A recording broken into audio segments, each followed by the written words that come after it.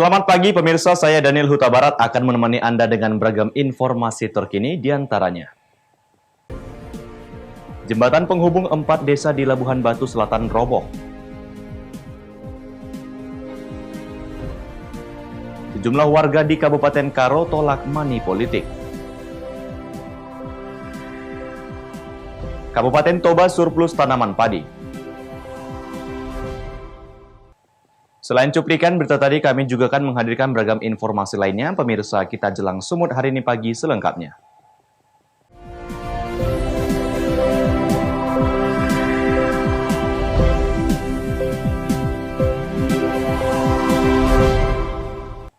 Kita ke informasi pertama, pemirsa. Curah hujan tinggi selama 2 hari mengakibatkan jembatan penghubung antar desa dan kabupaten yang sebelumnya dalam kondisi sangat memprihatinkan menjadi roboh. Hal ini pun membuat aktivitas masyarakat terganggu.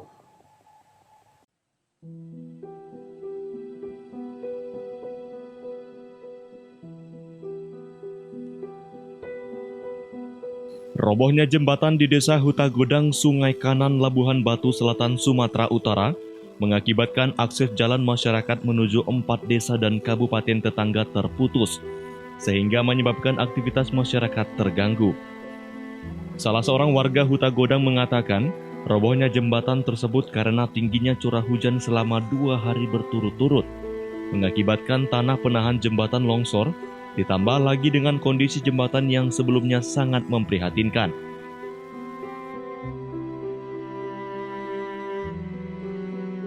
Kapan terjadinya jembatan roboh ini, Pak? Hari Kamis, Pak, jam 2 pagi. Penyebab robohnya jembatan ini apa, Pak? Diguyur hujan, Pak. Mulai kapan, Pak, diguyur hujannya, Pak? Hari Rabu sampai Kamis, Pak. Akses yang terputus desa-desa mana aja, Pak? Banyak kali, Pak. Marsonja, Barimburan, Sampean, Tebendengan, Ekosik, Sipiongot, Pak. Jadi kerugian masyarakat apa saja nih, Pak? Oh, banyak kali, Pak. Apalagi mengenai ekonomi, Pak. Terputus total, Pak.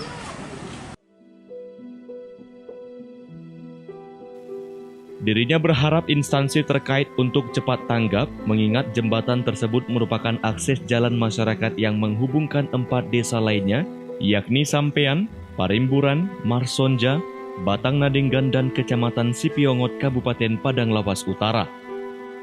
Ucok Sitorus melaporkan untuk Eva Arena TV.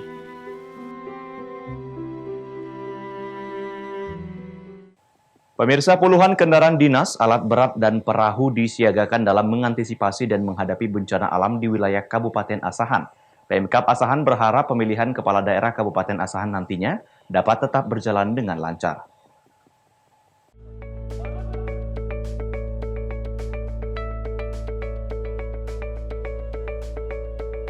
Alat berat, perahu, dan kendaraan dinas milik pemerintah Kabupaten Asahan, Basarnas, dan Polres Asahan disiagakan dalam apel kesiapan antisipasi bencana alam di wilayah Kabupaten Asahan. Tidak hanya itu, ratusan personil gabungan juga diminta untuk tetap melakukan pengawasan di daerah rawan terjadi bencana alam, yakni angin kencang, banjir, dan longsor. Asisten 2 Pemkab Asahan Bambang mengatakan, sudah beberapa hari di wilayah Kabupaten Asahan mengalami cuaca buruk dengan intensitas hujan tinggi. Prediksi cuaca buruk masih terus terjadi. Masa persiapan pilkada. Jadi kalau sebagaimana amanat yang Pak Bupati yang saya bacakan tadi, bahwa pilkada kita akan dilaksanakan hari hanya itu tanggal 9 Desember. Kalau melihat situasi yang kita rasakan selama ini, bulan-bulan ini adalah bulan-bulan di mana curah hujan sangat tinggi, ya. Kemudian ada faktor-faktor lain, anomali cuaca. Asahan itu berada pada posisi wilayah yang sangat rentan, ya. Pertama banjir, kemudian ada beberapa daerah-daerah kita yang juga rawan longsor. Dengan kesiapan antisipasi bencana alam, nantinya pesta demokrasi dalam pemilihan kepala daerah dapat berjalan lancar. Wanda Pratama melaporkan untuk Eva Arena TV.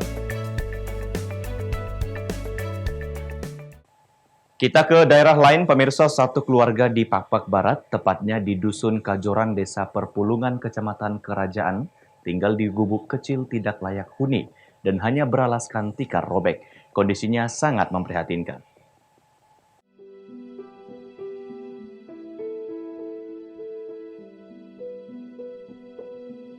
Beginilah kondisi rumah seorang warga yang tinggal di Dusun Kejoran, Desa Perpulungan, Kecamatan Kerajaan, Kabupaten Pakpak Barat, Sumatera Utara. Kondisinya sangat memprihatinkan. Dinding papan berlubang hanya ditutupi kain robek. Apalagi pada saat musim hujan, mereka merasa takut karena atap rumahnya bocor. Hal ini diakibatkan rumah yang mereka tempati sebelumnya telah diambil oleh pemiliknya dikarenakan terhambat pembayaran kontrakan. Bagi keluarga ini tidak ada pilihan lain untuk tinggal di gubuk milik orang lain yang jauh dari permukiman warga. Untuk memenuhi kebutuhan sehari-hari pun, mereka hanya mengandalkan belas kasihan warga sekitar. Sementara untuk memenuhi kebutuhan sehari-hari, hanya dilakukan sang istri yakni Koma Kabeaken.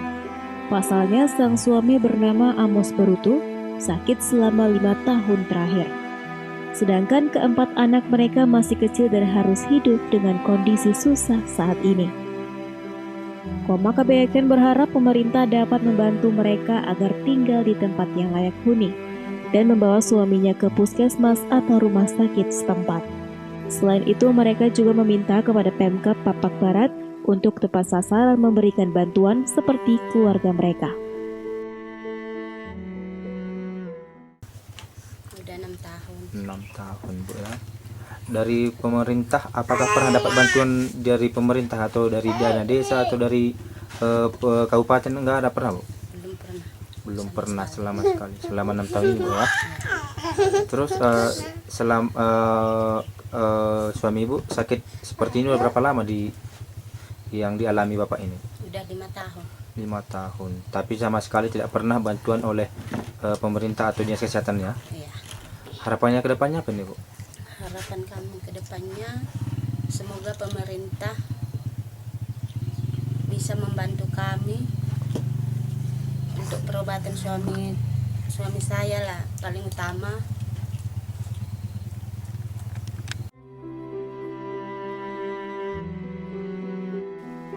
Petro Citra Cibro melaporkan untuk Eva Rina TV.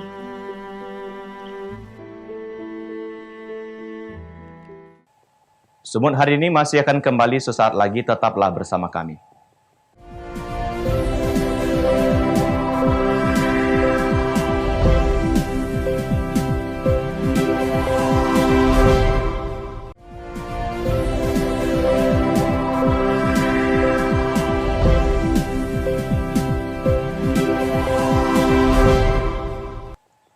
Terima kasih masih bersama kami. Pemirsa, masyarakat yang tergabung dalam perkumpulan Forum Cinta Tanah Karo melakukan aksi tanda tangan menolak permainan uang atau money politik pada Pilkada Desember mendatang. Aksi ini pun mendapat antusias dari masyarakat yang ikut menandatangani kesepakatan pada kain putih sepanjang 200 meter.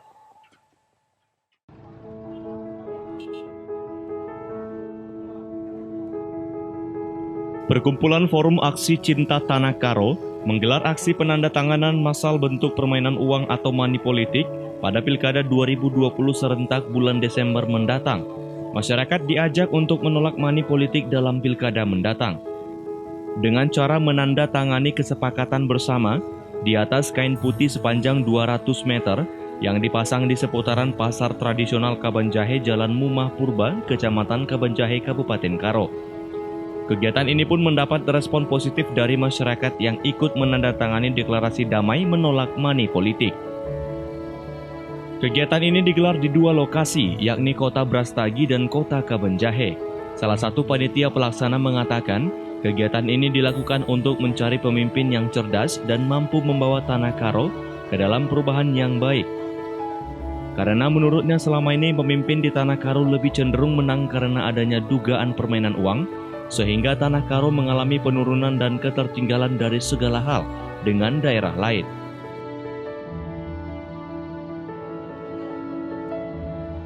Bahkan karena kita prihatin sebenarnya dalam beberapa kali pilkada di Tanah Karo, semua yang menang itu hanya karena mengandalkan uang, bukan karena prestasi ataupun suatu hal yang membuat mereka menang itu bukan karena mereka terlihat lebih baik, tapi bukan itu membuat mereka menang, tapi karena politik uang selama ini. Jadi kita prihatin sudah beberapa tahun ini berlangsung, baik pemilihan kepala desa, legislatif sampai kepada pemilihan bupati, terus dilangsungkan orang-orang yang menang itu adalah orang-orang yang mengandalkan uang.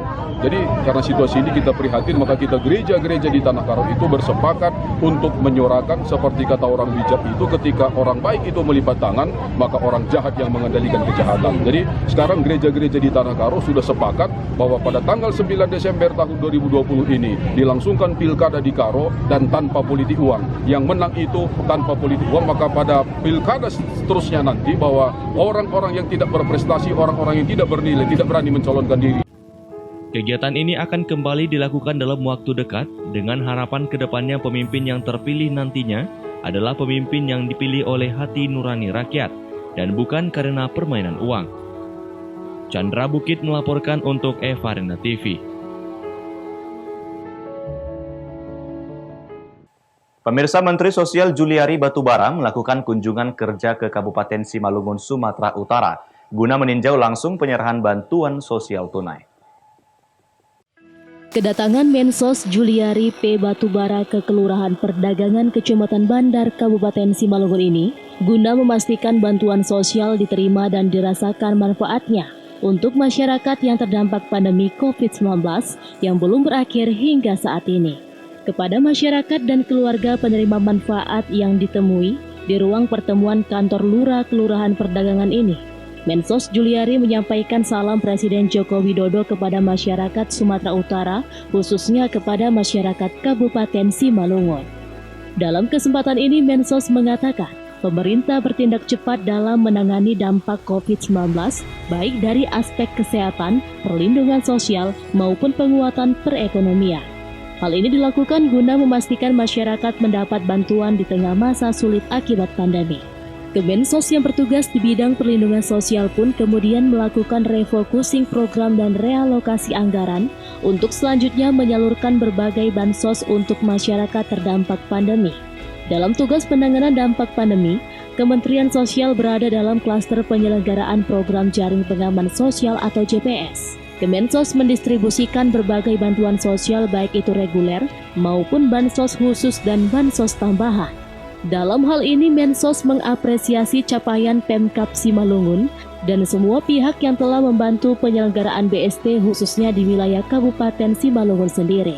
Provinsi Sumatera Utara mendapat bantuan sosial dari Kementerian Sosial Republik Indonesia berupa program sembako sejumlah 768.882 KPM dengan nilai lebih dari 1,6 triliun rupiah, BST dengan jumlah 558.759 KPM senilai lebih dari 2,2 triliun rupiah.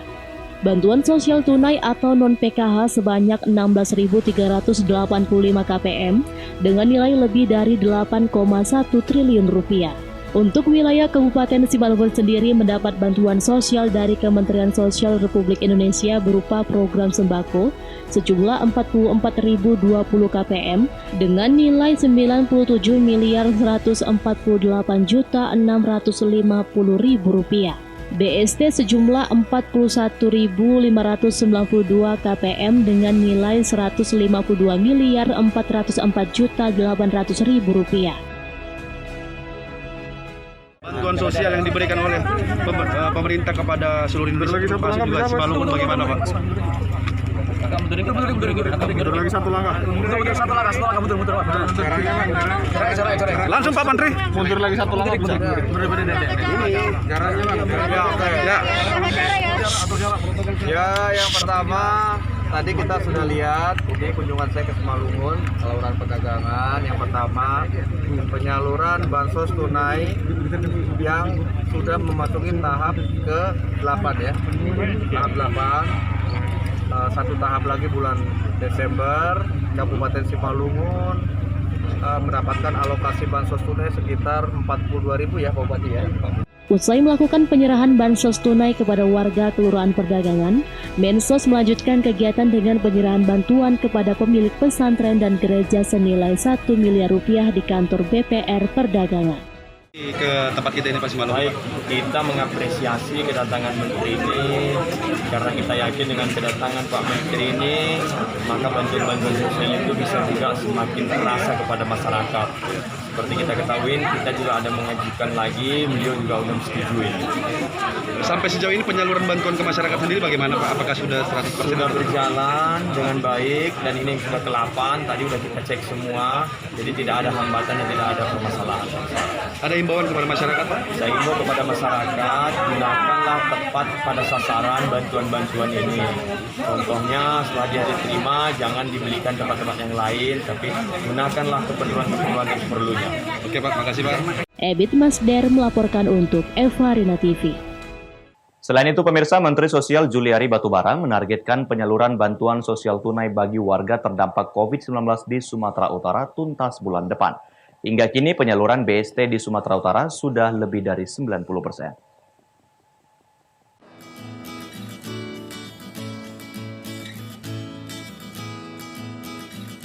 Dalam kunjungan kerja di Medan, Sumatera Utara pada Jumat siang, Mensos Juliari Batubara mengambil kesempatan untuk menyapa masyarakat penerima manfaat bantuan sosial tunai di kantor Pos Medan. Kedatangan Mensos Juliari untuk memastikan bantuan sosial sampai dan membantu masyarakat yang kesulitan di tengah pandemi. Juliari menyebut dari total 610.000 keluarga penerima manfaat di Sumatera Utara, sekitar 559.000 KPM sudah menerima BST tersebut. Khusus di Medan sendiri, ada 56.000 penerima manfaat bansos tunai ini. Dirinya menargetkan realisasi penyaluran BST tersebut rampung pada Desember mendatang. Adapun BST ini merupakan bansos khusus Kemensos yang menjangkau 9 juta KPM terdampak pandemi di luar Jabodetabek. Tahun ini penyaluran bansos dibagi dalam 2 gelombang, yakni gelombang pertama disalurkan pada periode April hingga Juni 2020 sebesar Rp600.000 per KPM per bulan.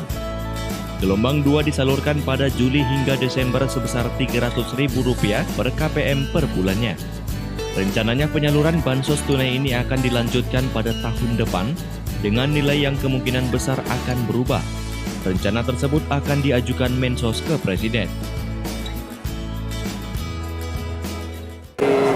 Kecamatan Medan Barat ini ya, tadi Pak Dirut sudah melaporkan dari sekitar 610.000 penerima di Sumut, sudah 559 ya? 559 terima. Jadi saya harapkan tahap terakhir nanti bulan Desember sisanya bisa tercapai, ya, mendekati ke 100%. Tahun 2021 rencananya ada penambahan lagi, perpanjangan lagi? Iya, rencananya Januari sampai bulan Juni. Itu jumlahnya sama dengan nilainya? Nilainya menjadi 200.000, tapi kemungkinan bisa disesuaikan kembali menjadi 300.000. Nanti tergantung dari keputusan Presiden. Tapi nanti kami akan mengusulkan angkanya kembali menjadi 300.000, tidak 200.000. Mudah-mudahan disetujui oleh Presiden. Dirinya juga berharap masyarakat dan kepala daerah mampu menciptakan aktivitas dan program yang bersifat pemberdayaan ekonomi masyarakat, sehingga dampak pandemi COVID-19 tak terlalu menekan masyarakat. Daniel Pekuali melaporkan untuk Evarina TV.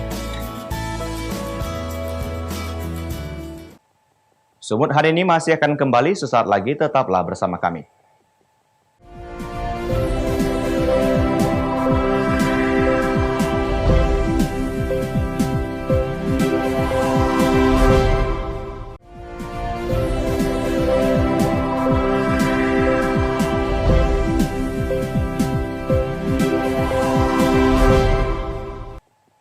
Terima kasih masih bersama kami. Pemirsa, produksi pertanian padi di Kabupaten Toba, Sumatera Utara dinyatakan surplus pada tahun 2019 karena mampu menyumbang kontribusi hingga 50.000 ton gabah. Hal ini dinyatakan oleh pelaksana tugas Kepala Dinas Pertanian Kabupaten Toba, Jerry Silayan.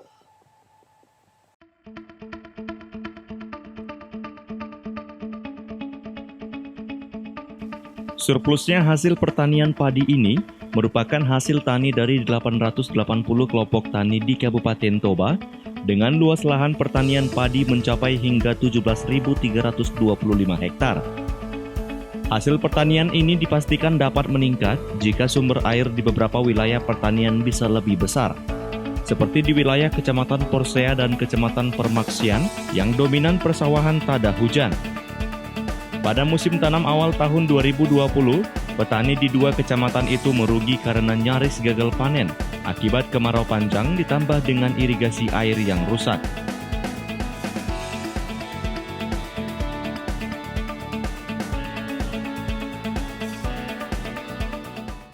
Di Toba Samosir, komoditi andalannya itu pertama non padi dengan luasan sekitar 17.325 hektar yang terdiri dari 5.000 pertanaman padi untuk IP2. Jadi situasi untuk pertanaman padi Kabupaten Toba Samosir dengan jumlah penduduk lebih kurang 200.000 jiwa di Kabupaten Toba. Kabupaten Toba surplus untuk produksi padi sesuai dengan data yang ada. Kemarin ada data BPS Kabupaten Toba tahun 2019 kita kontribusi sebanyak lebih kurang 50.000 ton.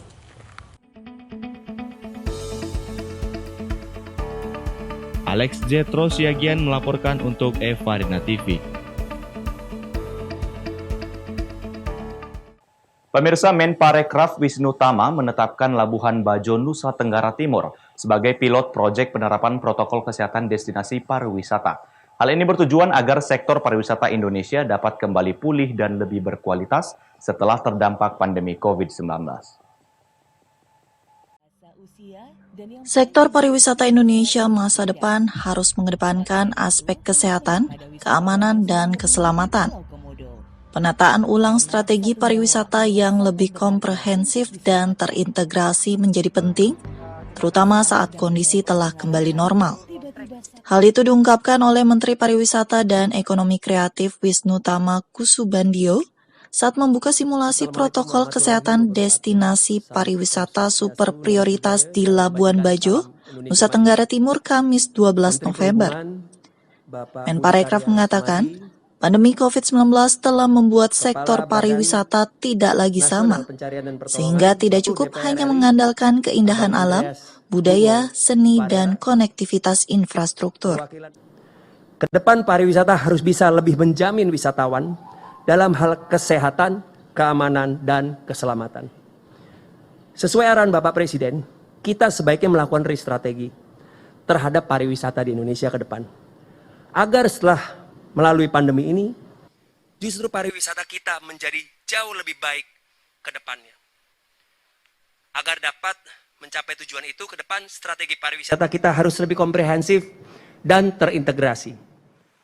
Menparekraf menambahkan, simulasi protokol kesehatan di destinasi pariwisata super prioritas diharapkan dapat mempercepat pemulihan pariwisata sekaligus mewujudkan pariwisata yang lebih berkualitas. Dari Jakarta, Adnananda, Kantor Berita Antara mewartakan. Pemirsa, demikianlah rangkaian informasi dalam Sumut hari ini pagi. Saya Daniel Huta Barat, mewakili kerabat kerja yang bertugas, pamit undur diri. Terima kasih atas kebersamaan Anda dan sampai jumpa.